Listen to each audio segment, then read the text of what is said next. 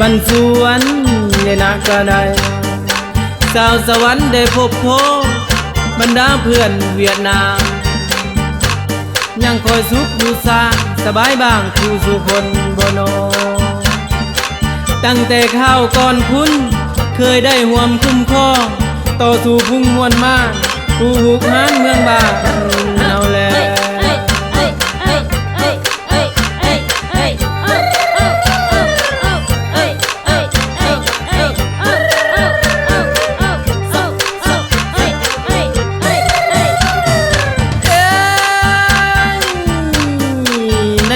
เจ้าnhé ơi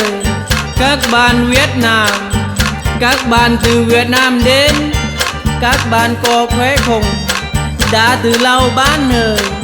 mình cùng chung chiến hào và ngày hôm nay đến chúng ta lại gặp nhau ô bạn ơi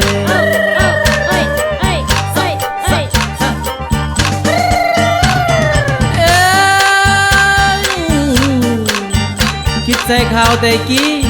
สมัยห่วมปฏิวัติผ่านหาผลลมแดงบ่อาจผ่านละหน้าใดบ่จักยุ่งจักหีย่นย่านวันระเบิดเกิดมาเป็นแต่ละมือเสียงกองหาลูกปืนนา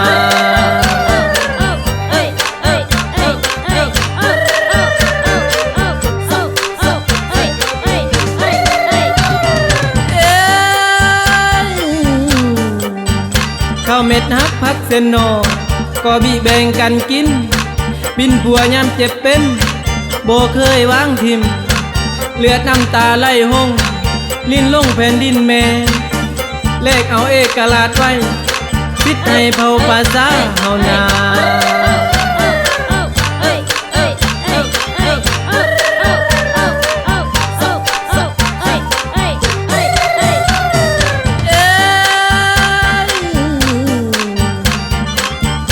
ได้ใส่ชนะแล้ว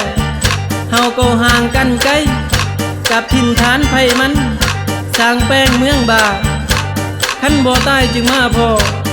สหายเพลงอีกครั้งใหม่คือดังนองอิ่มน้ำป้าก็บ่อนชื่นสมแท้แล้ว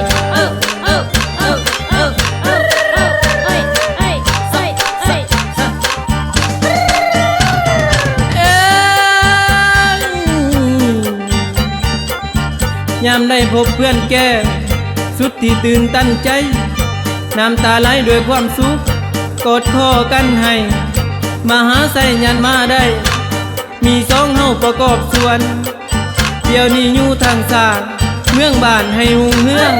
นอ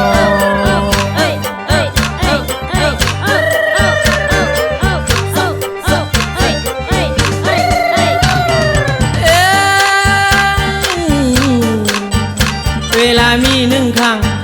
ได้มาห่วมในงานคนลาวและเวียดนามพบกันข้าวนี้มีหลายอันหลายเรือสนทนาด้วยความมวล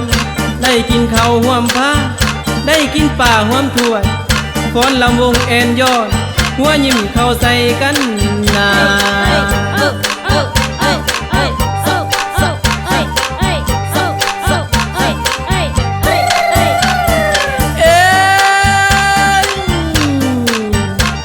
giờ đã đến lúc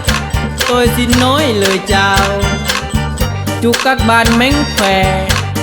an khang thịnh vượng chu đỡ tạm biệt